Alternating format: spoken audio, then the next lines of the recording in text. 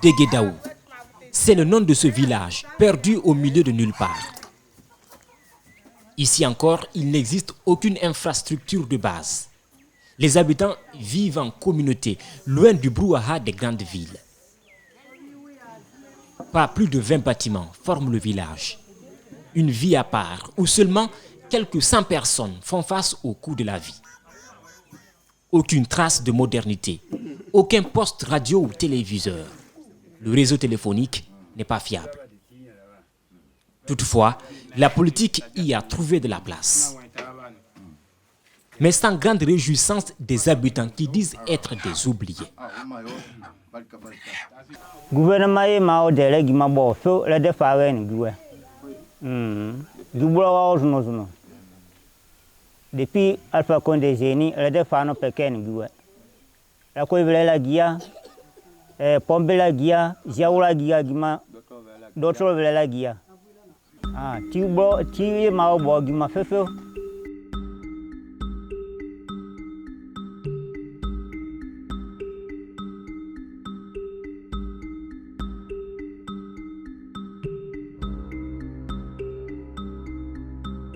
Par là, les gens ne comptent que sur eux-mêmes. Les bébés sont initiés à la souffrance dès les premiers mois de leur naissance. Pas la chance de se faire bercer. Les mamans ont beaucoup de tâches.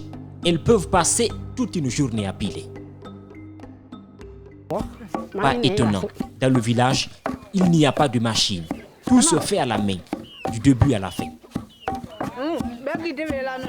Gara tiji gi woze wori gi more leve mazi lana goda siga ga siga ga woza wori mazi lana nana wana la karu sapum fesa ka zewe la karu so na bi finge na bukuro ge kongo igazia eti na gape ga wa woze mu boli moziga gia pole la le pole.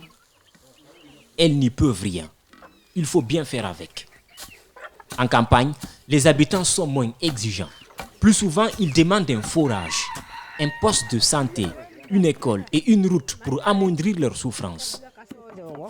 Mais perdus dans la brousse, ils sont souvent oubliés et font des kilomètres pour étudier ou obtenir des soins de santé. Dans ce village, il faut au moins 8 kilomètres aux femmes en état de famille pour avoir l'aide d'un agent technique de santé qui peut à tout moment être absent. Abenaga boy metu kaina na glibiti kawa an gli do me tabati ma wo sa gwa no wala moto ze no wala se lizu fala a gbala ga ta ple bala ga lavani we so wo se li ma no we la ma no we. Jamais ils n'ont vu une ambulance dans leur village. En cas d'urgence, ils louent une moto pour se rendre au poste de santé. Avec l'état de la route et les frais de transport, certaines femmes n'ont d'autre choix que de rester derrière la volonté de Dieu ou d'attendre l'aide d'une matrone. Tada kokai manuma. Tu fais baray no agesu kula ha e polezu. Ezo solo watima. Solo watiga se lina. Kaino tu fais baray no wa boss gwa. Ani lino pela na avada vegwa.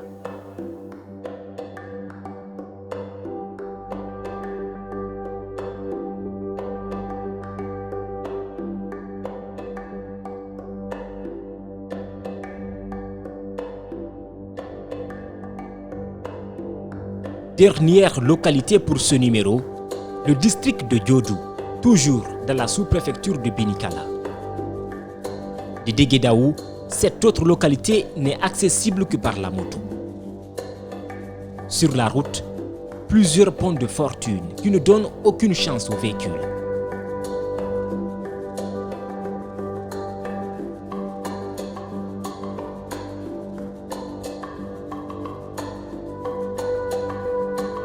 « 45 minutes de parcours sur des pistes qui n'emportent que le nom, le district de Diodou et ses 2693 habitants.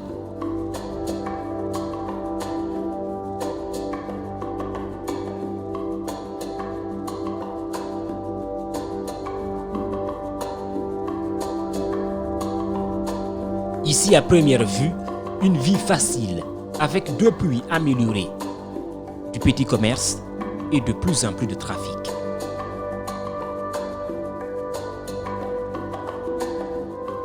Mais rien n'y est simple. Pas d'électricité, aucun lampadaire. Depuis fort longtemps, les habitants ont cessé de compter sur l'État. Vous voyez, la mosquée qui est là, ce sont eux qui ont fait la mosquée. Personne ne les aide. Pas d'aide d'État, ni d'autres personnes. Après, ils ont construit leur réminence à leur propre forme. Il y a des points encore, ils sont en train de faire encore à leur propre forme. L'hôpital qui est là encore, c'est les villages même qui ont construit ça pour eux-mêmes. De Massanta, Zaraborozou, Baladou, jusqu'à là, c'est nous-mêmes qui réparons la route par la main, pas la machine. Hein.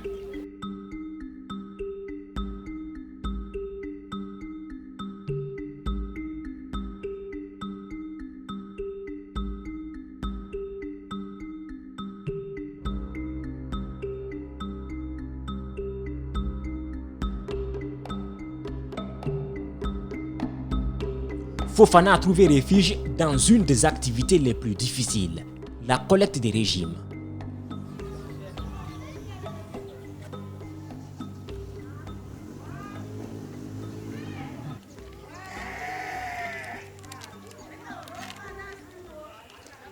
Ce matin-là, il répare son outil qui lui sert de harnais pour grimper. Toute sa sécurité réside dans ses fils de fer.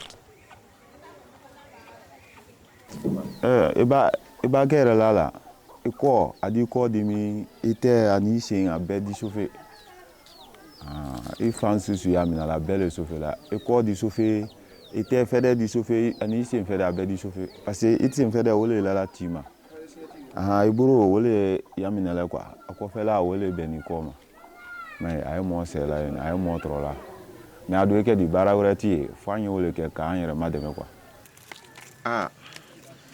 c'est un peu dur. Hein? Grimper sur un palmier présente des risques, d'autant plus que la seule sécurité est cette corde qui peut à tout moment lâcher. Mais Fofana est un homme attentif et prudent. Il n'oublie jamais de réviser son outil de travail.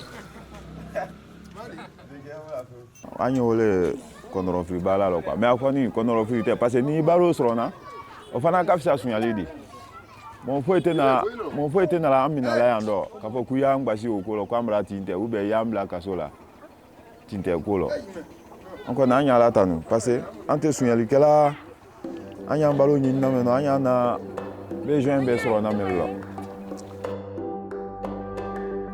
Dans cette activité, Fofana risque de perdre une jambe. Mais sa plus grande peur est de perdre son endurance, car une fois sur le palmier, tout le poids repose sur ses hanches. Pour l'instant, il faut bien qu'il prenne des risques. Sa vie et celle de sa famille en dépendent.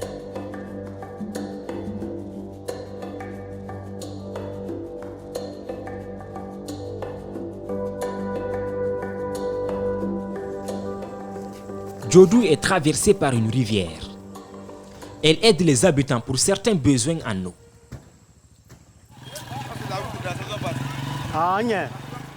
Mais cette rivière est surtout un frein pour le développement de la localité. Depuis très longtemps, plus aucun véhicule ne parvient à arriver dans le village. La rivière isole les habitants.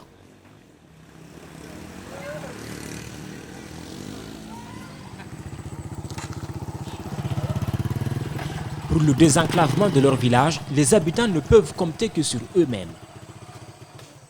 Aujourd'hui, ils cherchent à achever ce pont. Ils construisent grâce à des cotisations.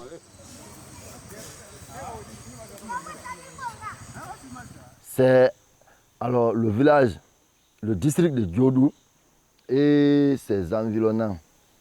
Et à savoir, Djodou Centre, Gimisadou 1, Gimisadou 2. Moisimadou, c'est là et Taninezou. Plus là où on a quitté la Déredon. On cotise chaque année pour acheter les ciments, les fers à béton, Les agrégats, c'est les femmes et les hommes. Vous-même voyez les graviers qui sont là. On enlève les graviers sous l'eau là même. Parce qu'il y a plein de graviers sous l'eau là. On enlève les graviers, on enlève le sable, on transporte. Et puis, c'est les enfants du terroir qui sont maîtres maçons, à savoir Wego et Kangaveve, et les apprentis qui nous aident à faire les pliés là. Il ne reste qu'un seul pilier et la dalle pour achever le pont. Mais depuis 3 ans, les travaux sont bloqués. Dans le village, beaucoup n'arrivent plus à faire des cotisations. On a fait tant de demandes au ministère des Travaux publics. Et on a un ressortissant qui est à Conakry. Il est venu ici. Ils sont venus avec un ingénieur. Ils ont pris même, ils ont mesuré l'altitude du fleuve. Ils ont vu, même c'était pendant la saison des pluies, quand l'eau est ancrée, là où ça s'arrête, ils ont mesuré tout, mais ils sont partis il y a plus de 10 ans de cela. On n'a pas eu d'appui. Chaque année, nous sommes fatigués. Chaque année, vraiment, nos produits ne sont pas transportés vers la ville. C'est la pourriture, les bananes, les ananas, même les mangues, tout ce qu'on produit ici, le café, l'huile, on a vraiment la difficulté d'envoyer ça vers la ville.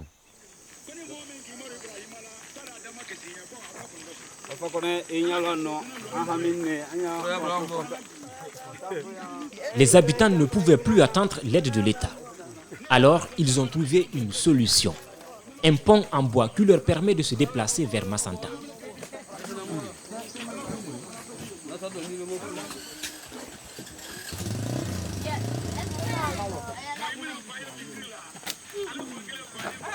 On s'est débrouillé avec les bois, acheté les pointes, on a piqué les bois en fourche, et puis les planches et les mandriers, préparer ça afin que les motos transportent au moins nos produits vivriers vers la ville. Vous voyez, la moto même, ils sont sur 3 qui passent. Tous ici vont à Massanta.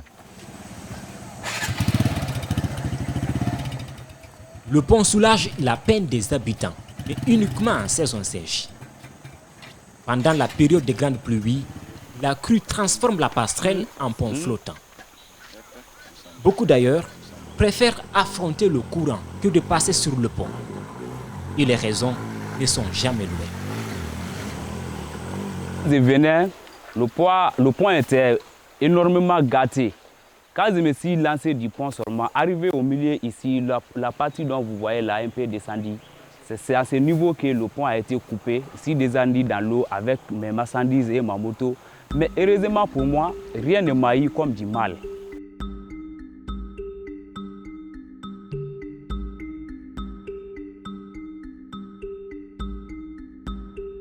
Chaque année, les habitants entretiennent le pont pour l'écoulement des produits agricoles.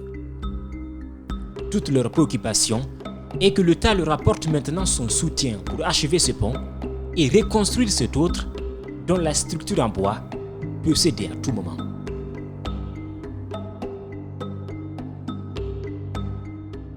Sur ce pont, peu de chauffeurs prennent le risque de passer. Parce que Béouétrabi, il est parti à pouvoir. Donc, Diodou, c'est 100%. Diodou, c'est 100%. Donc, moi, je suis la vie. L'eau peut venir jusqu'ici en saison.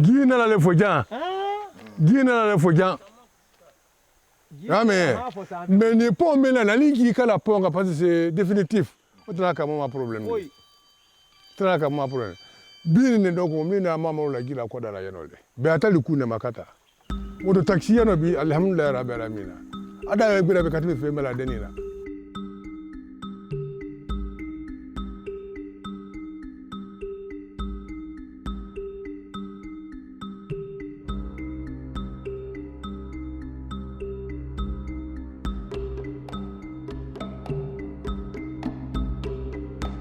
Voici la plus grande réalisation du gouvernement dans le village. L'école primaire de Diodou, qui compte 3 salles de classe pour plus de 2600 habitants.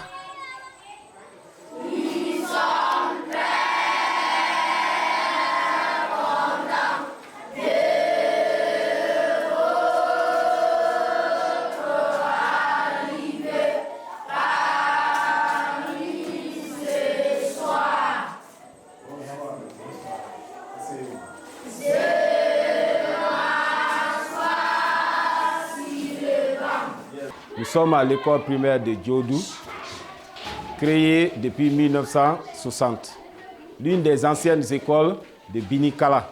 Pour multiplier un nombre entier par une fraction, on multiplie le nombre entier par le numérateur de la fraction et on conserve le dénominateur commun. À quoi faire? Moriba Doualamou est le directeur d'école. Il enseigne 2 classes à la fois, la 5e et la 6e année.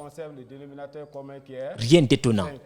Pour tout le district, ils ne sont que 3 enseignants, un communautaire et 2 titulaires. Bon, c'est malgré nous que nous enseignons dans les localités et dans les rurales, dans les lieux difficiles, mais que faire? C'est un sacrifice pour nous et nous devons honorer le gouvernement. C'est pourquoi nous acceptons venir travailler dans les milieux ruraux. L'école n'a pas de point d'eau. L'école n'a pas de point d'eau et le local est insuffisant. Avec seulement 3 salles de classe, difficile pour le directeur de respecter le cycle. Ici, 2 grades sont réunis. À Diodou, la 2e et la 4e année n'existent pas. Les enfants sautent les programmes. Le cycle n'est pas complet chez nous ici. Il n'y a pas la 2e année et la 4e année. Mais la première année avec nous, la 3e année, la 5e année, la 6e année. Et ce qui m'encourage depuis que je suis là, on a présenté au moins 3 fois les candidats, 2018, 2019 et 2020 passés, mais Dieu nous a aidés, ils étaient tous 100% à Binikala. Beaucoup veulent inscrire leurs enfants, mais il n'y a pas de place.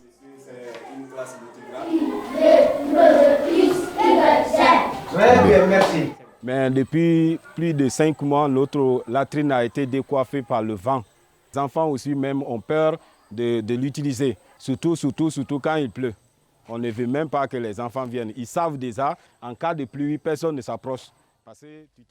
Une incompréhension pour le directeur, d'autant plus que son établissement serait le meilleur dans la sous-préfecture, avec des élèves qui marchent chaque jour plus de 5 km pour étudier. Les 5 ans que j'ai perdus ici, j'ai toujours des élèves dans les villages environnants. C'est les villages environnants qui animent même l'école. Ils viennent, ils se déplacent. Certains quittent ici après 17 h. Des fois, ils rentrent chez eux à 20 h même. Mais ils ont le courage. Même s'ils rentrent à 20 h, le lendemain, ils sont obligés encore de revenir étudier avec nous. Et ils ne peuvent pas refuser de venir parce que ces villages n'en ont pas. Les villages n'ont pas d'école. Ils doivent venir aussi étudier à Diodou ici. Donc, voyez leur cas aussi, c'est pitoyable pour ces enfants-là. Ils viennent et tantôt, on vient d'être doté par PAM. Quand PAM a vu cela, bon, PAM aussi a pris ces enfants-là en charge, en plan de nourriture.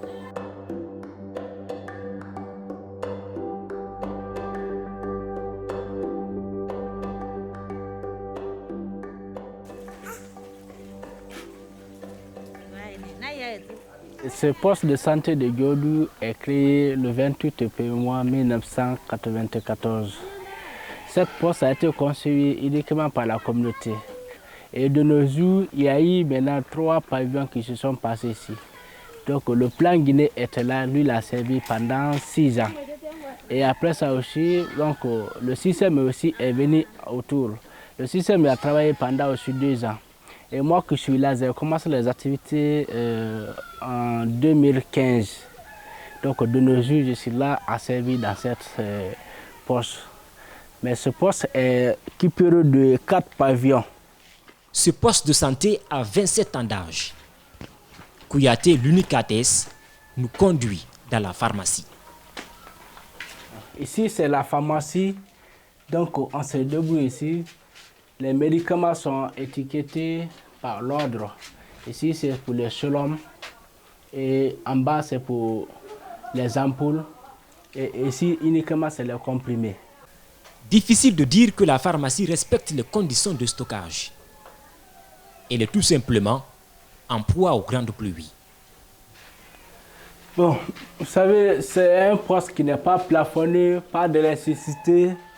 Donc ici, c'est le CPC consultation primaire curative ici. Donc c'est le bureau, elle est très mal petite. Donc nous demandons en tout cas à l'État de construire une nouvelle poste.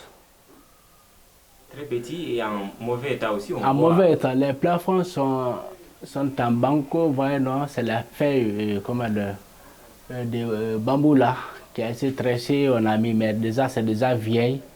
Et difficilement vraiment que nous vivons ici très très difficile.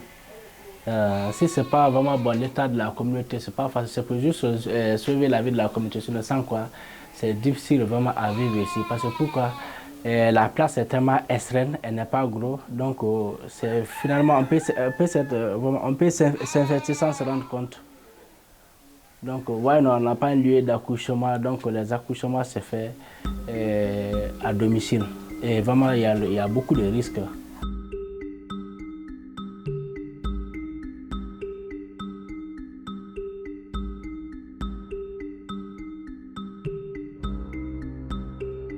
Depuis sa construction en 1994, rien n'a presque changé. En République de Guinée, ce poste de santé ne ressemble à aucun autre.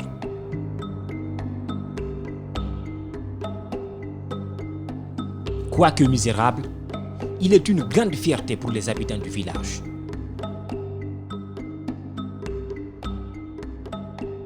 Ici, c'est le PEV, le programme élargi de vaccination. Une petite salle qui donne à peine de la place aux 2 frigos, encore offerts par Gavi et UNICEF. Ce frigo a été envoyé en 2019.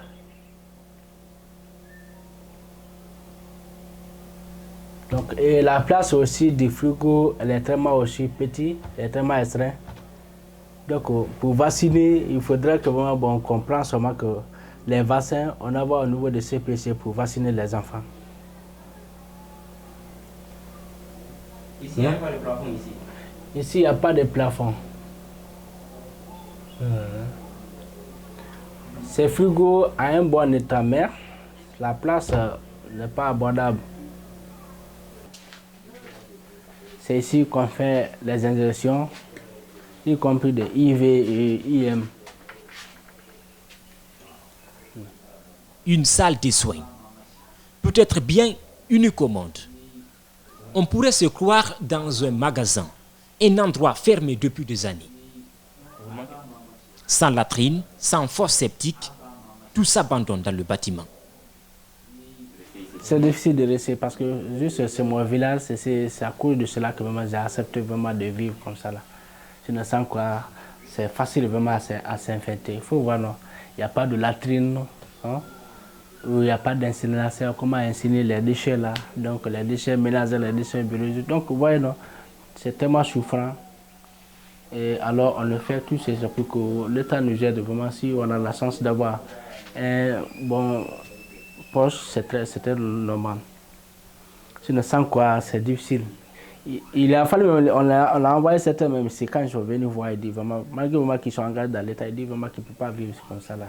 Parce que le poste n'est pas équipé, donc c'est vraiment restreint. Donc il ne peut pas gérer quand même ce poste.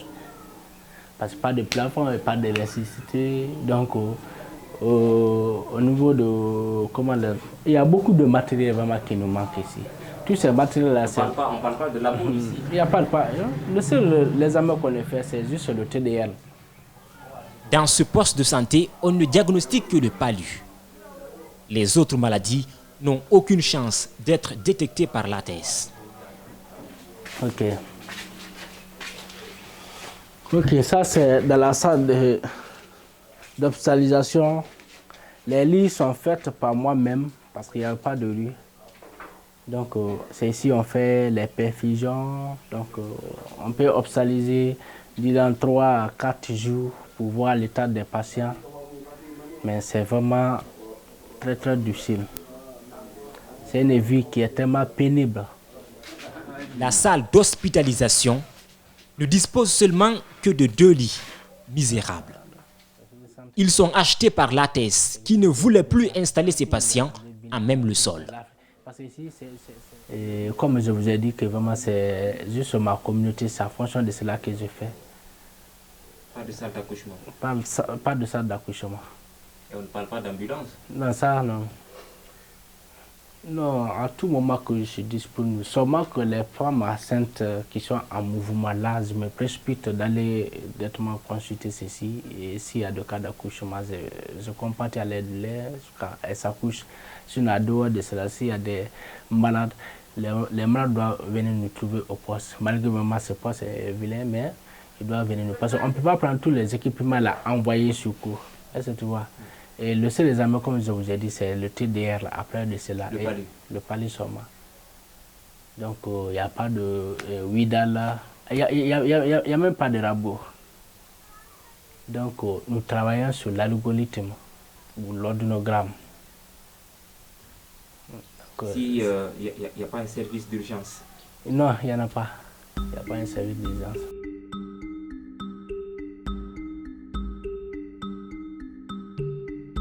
Malgré ses conditions de travail, Kouyaté n'a pas de salaire.